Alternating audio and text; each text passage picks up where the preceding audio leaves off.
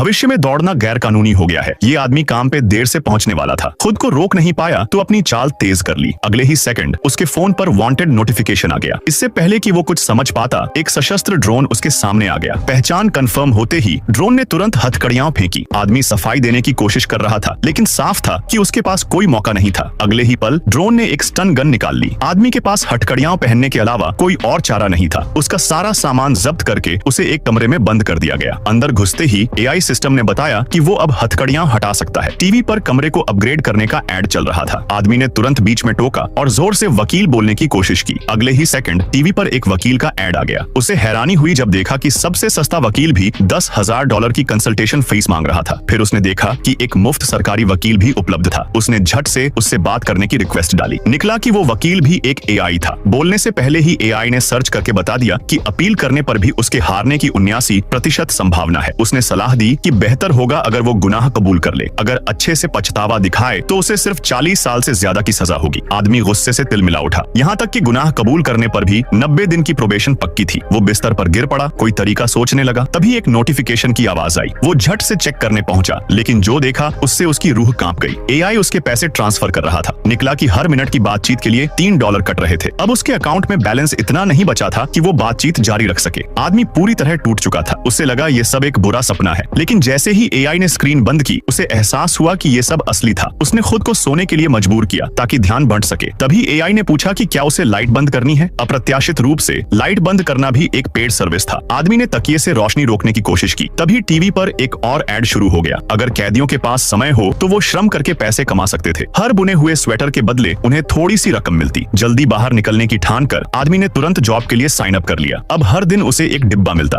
अंदर एक ऊन का गोला और एक क्रोशे की सुई होती। उसे निर्देशों के अनुसार ऊन को छांट कर बुनना होता। पूरा दिन मेहनत करने के बाद आदमी ने आखिरकार एक ऊनी टोपी बना ली। उसने खिड़की से तैयार प्रोडक्ट जमा किया तो अकाउंट बैलेंस में 20 सेंट जुड़ गए। लेकिन ये काफी नहीं था। आने वाले दिनों में आदमी ने खाना खाने और सोने के अलावा हर वक्त बुनाई में लगा दिया। उसका मकसद था कि जल्द से जल्द $10,000 जोड़कर वकील हायर कर सके। लेकिन उसे तब गहरा झटका लगा जब उसने देखा कि 2 दिन की मेहनत के बराबर पैसे सिर्फ एक वक्त के खाने में खर्च हो रहे थे।